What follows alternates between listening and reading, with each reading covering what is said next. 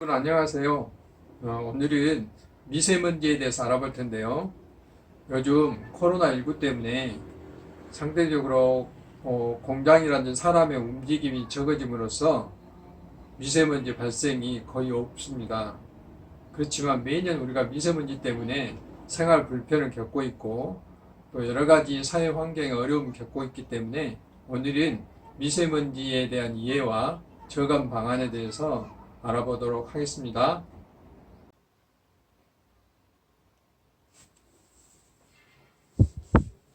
2년 전에 광주에서 프로야구가 취소된 적이 있죠.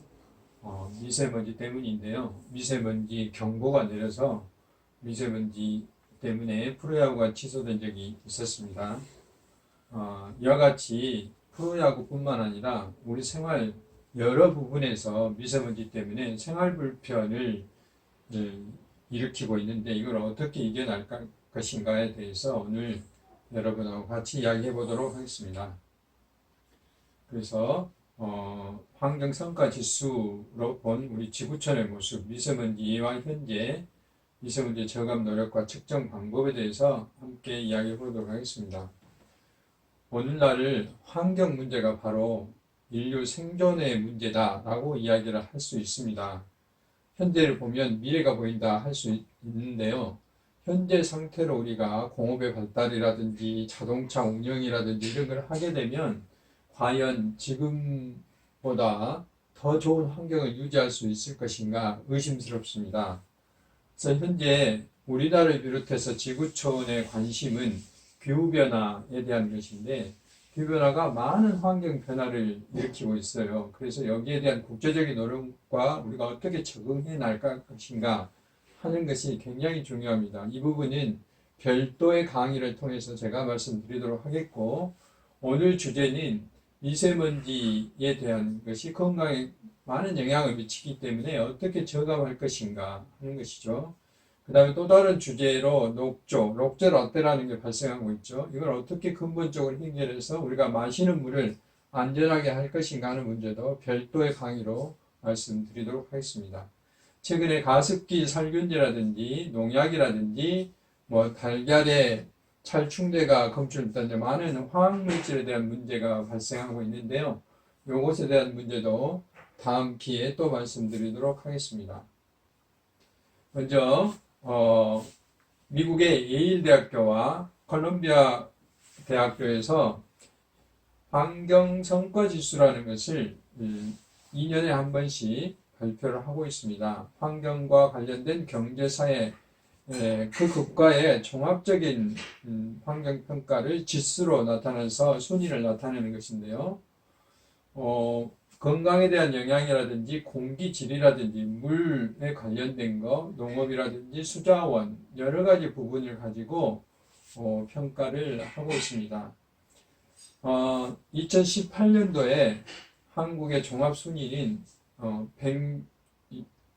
약 200여 개의 국가 중에서 60등을 하고 있고요. 점수는 100점 만점에 62.3점으로 우리나라의 경제 규모에 비해서 굉장히 낮은 점수를 갖고 있습니다. 그러나 2016년도에 비하면 상당히 많이 상승한 그런 결과죠. 대개 자연 환경이 환경 건강에 미치는 영향은 52 정도 되고요. 전체 평가보다 좀 높죠. 그러나 생태계 활력 부분에서는 훨씬 더 낮게 나타났습니다. 우리나라의 점수를 끌어올린 분야는 중금속 관리라든지 수자원이라든지 위생 부분에서는 우리나라가 점수를 많이 받았는데요. 반면에 공기질 관리, 미세먼지가 특히 많이 점수를 끌어내린 분야고 생물 다양성 분야라든지 대기질 관리 이런 부분 때문에 우리나라가 점수를 많이 받지 못했다고 할 수 있습니다. 과거에 우리나라가 그 물 문제에 대해 굉장히 고민이 많았는데 이제는 물에 대해서는 어느 정도 해결이 돼 가고 있고요. 문제는 공기를 어떻게 할 것인가가 가장 큰 관건이라고 할 수가 있습니다. 분야별로도 보면은 이 대기질 부분인 무려 119등입니다. 그러니까 굉장히 나쁘다고 이야기를 할 수 있습니다. 나쁜 분야에 속하는 게 대기질 부분이고요. 그 다음에 생물 다양성 144등 더 나쁘죠. 그 다음에 기후변화, 이런 부분, 주로 공기와 생태계에 관련된 부분이 아직도 우리나라야 상당히 미흡한 부분이 많다라고 할 수 있습니다. 그러나 수자원이라든지 농업 부분이라든지 중금속 관리라든지 이런 부분은 상당히 앞서 나간다고 할 수가 있습니다. 그래서 공기와 물 분야 이렇게 균형을 맞추는 게 굉장히 중요하다고 생각이 듭니다. 대기질 분화 평가도 보면은 이 가정에서 고체 연료 사용량은 우리 고체 연탄이라는 걸 많이 사용하지 않기 때문에 그 1등 100점 만점을 맞는 것에 반해서 미세먼지 노출 분야 174등이고요. 인구 밀도당 이 초미세먼지 노출 순위도 169등으로 전부 다 낙제점을 받고 있습니다. 이것은 앞으로 말씀드리겠지만 꼭 우리나라 문제뿐만 아니라 주변 국가, 중국이라든지 이런 주변 국가의 영향도 상당히 미치고 있다고 생각을 합니다. 상위 10개 국가는 호주부터 미국까지 있는데 이것은 조금 이따 말씀드리도록 하고 하위 10개 국가, 뭐 중국, 인도, 네팔, 나무 연료를 많이 내는 나라들이 주로 이렇게 많이 들어있고요. 최근에 이제 우리가 눈여겨봐야 될 것은 중국과 인도인데요. 인구가 굉장히 많은 이런 나라인데 최근에 이제 공업이 발달되면서 그에 따라서 여러 가지 배기 이 가스가 많이 나와서 이제 공기를 나쁘게 하는 것이죠. 1위를 차지하는 것이 호주입니다. 오페라 하우스인데요. 자연환경 잘 보존되어 있고 공기도 깨끗하다고 할 수 있죠. 그 다음에 공동 1위가 바베이도스라는 것인데 남아메리카 도미니카 공화국 푸에르토리코에 있는 근처에 있는 아주 작은 섬나라입니다. 인구가 약 28만 명밖에 안 되는, 근데 이제 공업 발달되지 않고 주로 관광 산업을 위주로 하고 있기 때문에 굉장히 깨끗한 공기를 유지하고 있다라고 할 수 있고, 좀 특이한 것은 중동에 있는 요르단인데요. 이게 와디엄이라는 붉은 사막을 말하는데 여기도 성과 지수가 3위를 유지하고 있다는 게 좀 특이하다고 할 수가 있습니다. 그 다음에 캐나다에도 마찬가지로 자연환경을 많이 보존하고 있다. 나야가라 폭포죠. 그 다음에 5위 덴마크, 북유럽은 대부분 다 2016년도에는 핀란드라든지 노르웨이라든지 이쪽이 다 상위권에 속해져 있었는데 5위권에 들지는 않지만 다 북유럽은 상위권에 속해져 있다라고 말씀드릴 수가 있습니다. 이제 본격적으로 미세먼지가 어떤 것인지 알아보도록 하겠습니다. 우리는 봄철이 되면 황사에 대해서 관심을 많이 가졌었어요. 되게 그 몽고라든지 특히 중국에 있는 고비 사막 이런 곳에서 그 모래바람이 우리나라까지 이렇게 불어오는 것이죠. 황사하고 미세먼지는 구별이 확실히 됩니다. 황사의 성분을 분석해 보면 주로 토양 성분인 철분이나 마그네슘 같은 것들이 많이 검출이 되고요. 그렇지만 미세먼지는 황사보다 훨씬 더 작은 그런 물질들인데요. 이런 철분이나 마그네슘 같은 이런 성분보다는 중금속이라든지 또는 가스상의 물질 이런 것들이 많이 검출되는 게 특징이라고 할 수 있습니다. 그래서 크기로 되게 미세먼지는 이 초미세먼지와 미세먼지로 나누는데 이 초미세먼지는 PM2.5라고 그렇고 미세먼지는 PM10, PM10이라고 그러죠. 영어로 particle matters, 이것의 약자를 PM이라고 이렇게 표현을 합니다. 마이크로메타에 대해서는 100만 분의 1 메타를 말하는데요. 이것은 나중에 바로 뒤에서 말씀드리겠습니다. 머리카락으로 비교를 해보면 머리카락을 한 7번 정도 쪼개면 그것이 PM10 미세먼지 두께 정도 되고요. 이것을 한 30번 정도 쪼개면 PM2.5 초미세먼지 길이 정도 된다고 그럽니다. 해변에 있는 고운 모래가 이 머리카락보다 약간 좀 굵은 정도인데 이건 눈에 보이지만 이렇게 눈에 보이지 않을 정도로 작은 것들이 이 미세먼지의 크기라 할 수 있습니다. 일반적으로 단위의 설명은 우리가 ppm이라는 단위를 사용하는데요. 이것은 1리터에 1mg이 들어있는 것을 이 ppm이라고 부르는데 이것이 100만 분의 1 단위입니다. 그리고 마이크로그램 퍼 리터 이것이 ppb라는 단위인데 이게 10억 분의 1 단위라고 할 수 있습니다. 앞에서 제가 100만 분의 1이라고 잘못 말씀드렸는데 10억 분의 1 단위입니다. 그 다음에 나노그램 퍼 리터는 ppt 단위죠. 그래서 일반적으로 미세먼지는 여기 있는 ppb 단위인 단위입니다. 어느 정도 길이 나면 서울과 부산의 왕복거리 중에 1mm 정도, 그러니까 얼마나 작은 단위인가 하는 걸 알 수가 있습니다. 그러니까 무게로 따지면 10톤 대형 차량 100대에서 1g이니까 보이지도 않죠. 이 정도로 작은 것이 바로 미세먼지다라고 이제 이해하시면 되겠습니다. 미세먼지는 어디서 나올까? 이제 크게 우리가 말하는 1차 미세먼지는 보신 바와 같이 이 자연적인 현상들이거든요. 산불이 난다든지 뭐 이런 것들, 그 다음에 특히 많이 나오는 게 이제 자동차 배기가스, 그 다음에 도로나 빈집터, 공장, 건설 현장, 특히 공장뿐만 아니라 우리나라에서 이제 화력발전소가 많이 미세먼지를 배출하는 걸로 되어 있습니다. 그 다음에 이제 미세먼지보다 훨씬 더 작은 초미세먼지는 이 미세먼지가 햇빛하고 반응해서 더 쪼개져서 만들어진 그런 것도 있고요. 그러니까 자동차에서 배기가스를 내면은 이 배기가스들이 햇빛하고 반응해서 좀 어렵긴 하지만 질소산화물, 황산화물, 암모니아 같은 이런 것들을 만들고 이것이 햇빛하고 반응해서 미세먼지가 만들어지는 겁니다. 대개 자동차 배기가스 중에 NO2라고 이산화질소라는 건데 이게 이제 되게 많이 배출이 되거든요. 그래서 이것이 어떻게 보면 미세먼지에 상당한 영향을 미치는 요인이다라고 말을 할 수가 있습니다. 조금 더 자세히 보면 우리 이 환경에 초미세먼지를 발생하는 원인은 상당히 다양합니다. 심지어 꽃가루, 사막의 먼지, 화산 폭발, 뭐 심지어 바닷물에서도 산소가 발생하면 그것이 또 다른 포마를 만들어서 미세먼지를 발생하기도 하고요. 그 다음에 인위적으로는 앞에서 말씀드렸던 그런 자동차라든지 선박이라든지, 그 다음에 사업장 발전소, 특히 이제 이와 같이 고기를 굽는다든지 또는 생선을 굽는다든지 이러면서 우리 생활 장소에서 발생할 미세먼지도 상당하다고 할 수 있습니다. 심지어는 농작물을 소각한다든지 또는 비료를 살포하면 암모니아가 발생하죠. 그 암모니아가 햇빛하고 반응해서 미세먼지를 생성하기도 하거든요. 그래서 굉장히 다양한 분야에서 미세먼지가 발생하고 있다라고 말씀드릴 수가 있고요. 미세먼지가 발생하면 어떤 영향을 미치냐? 여러분들이 이제 즉각적으로 알 수 있는 게 시정 악화죠.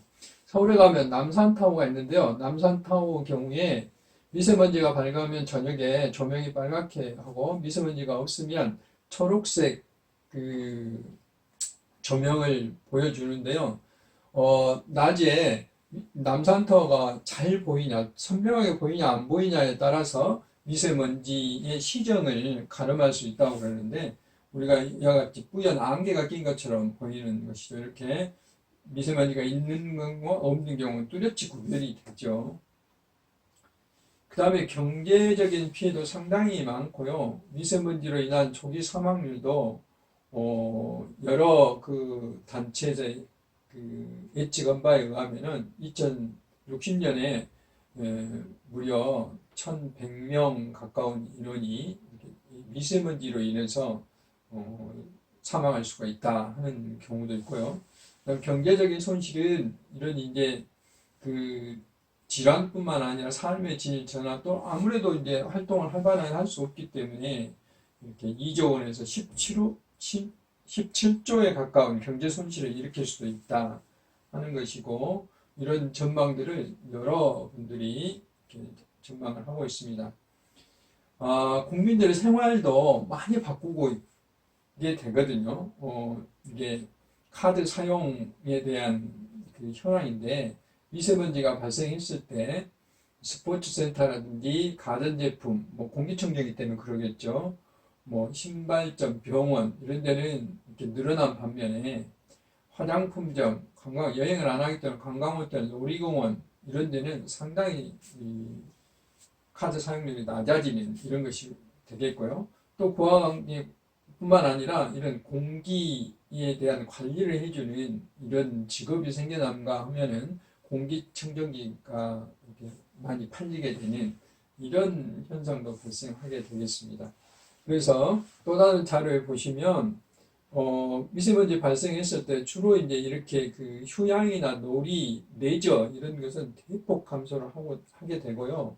반면에 이제 아무래도 옷이 이 오염되니까 세탁소, 뭐 화원, 이 실내 공기를 좋게 하기 위한 그런 영향이죠. 이렇게 쭉 극명한 대조를 보여주고 있습니다. 이제 초미세먼지의 성분은 어떤 것들을 말하냐 하는 건데 이걸 나눠보면 좀 어렵기는 하지만 주로 아까 가스상 물질들을 아까 말씀을 드렸죠. 이런 것이고 이 성분들을 분석을 하면 이게 어느 나라에서 이게 유래됐는가 하는 것도 어느 정도 가름을 할 수 있다고 생각이 듭니다.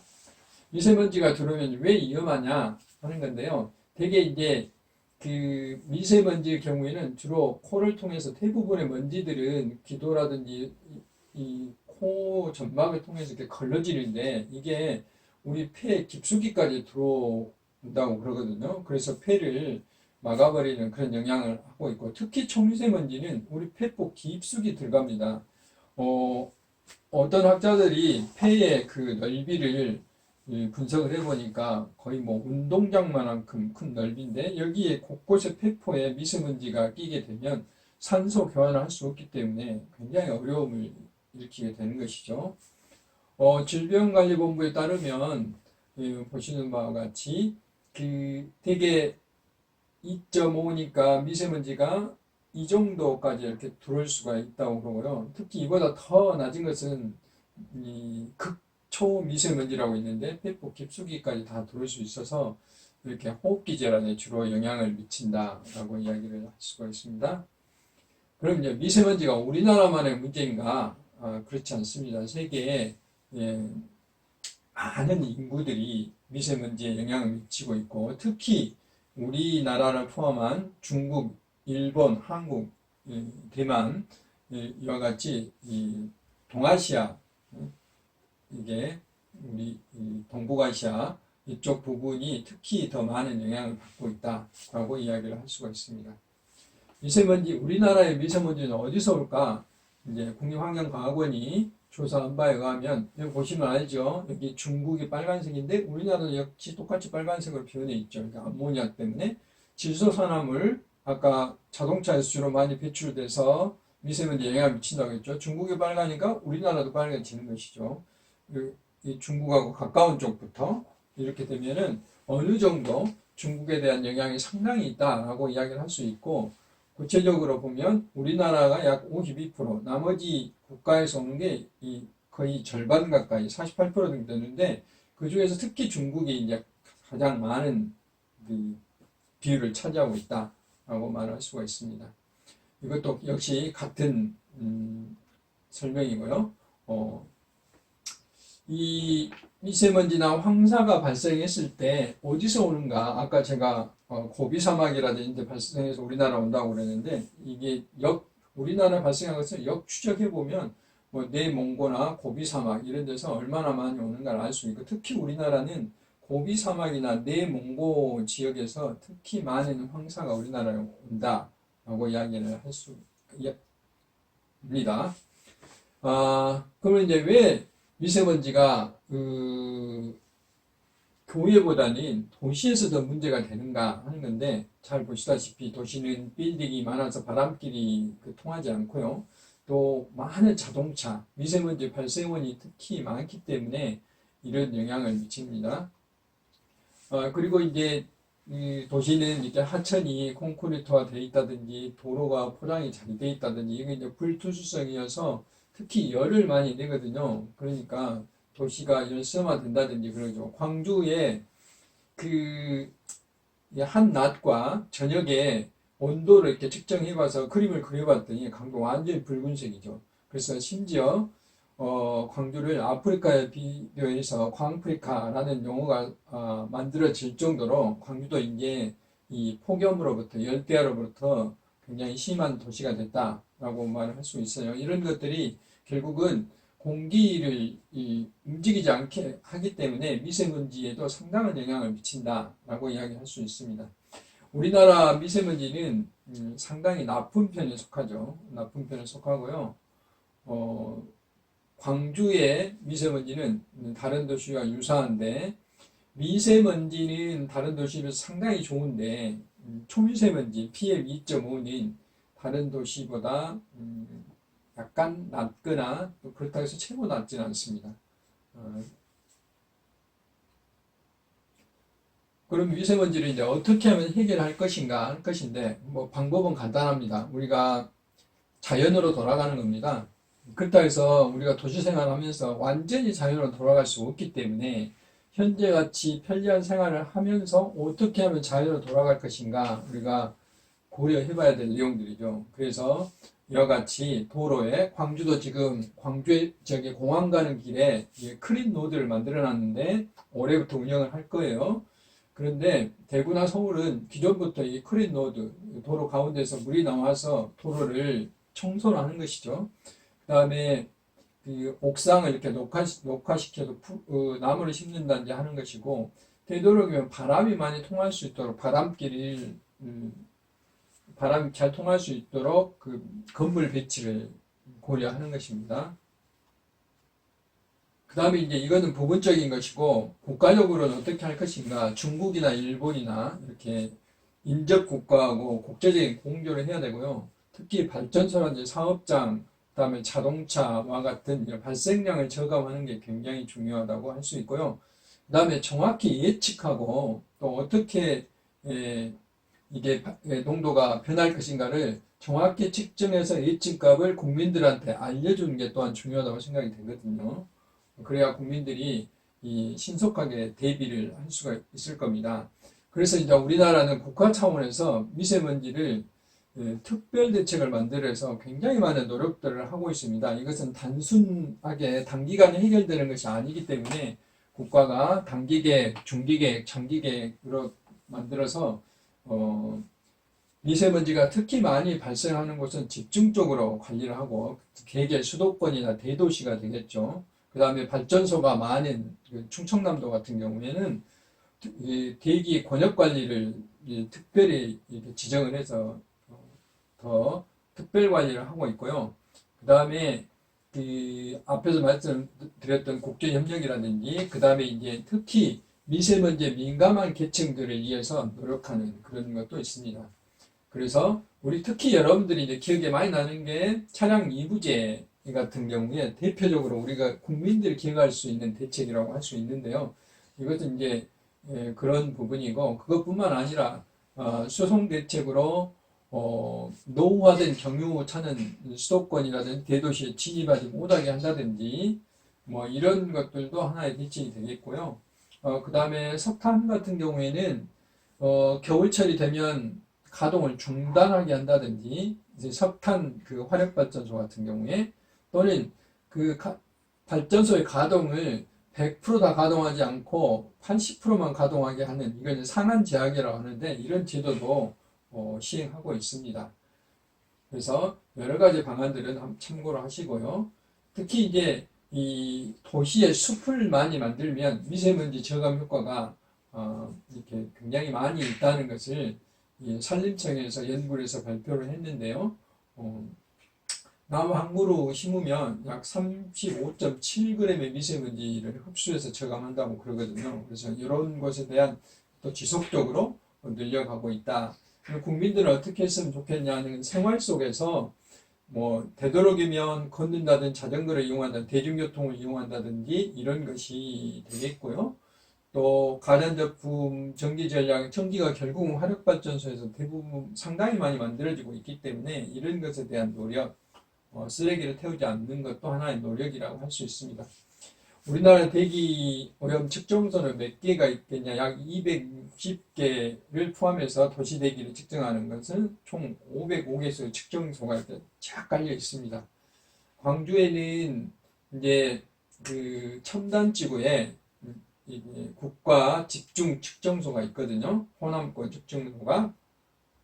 그리고 광주에는 총 13개의 그 측정소가 마련되어 있습니다. 그래서 여러분들이 네이버라든지 또는 뭐 여러 가지 앱을 통해서 그 미세먼지를 확인할 수 있는데, 이게 대부분 다 이렇게 광주의 측정소에서 측정을 해서 실시간으로 여러분들한테 제공해 주기 때문에 이 그림을 바라볼 수 있는 것이고, 제가 이게 푸른길 공원의 공기질을 측정해 보니까 이렇게 나무가 많이 심어져 있는 것은 이렇게 기온도 훨씬 더 여름철에 낮아서 시원한 느낌도 들고요. 약 2도 정도 낮게 측정이 됐습니다.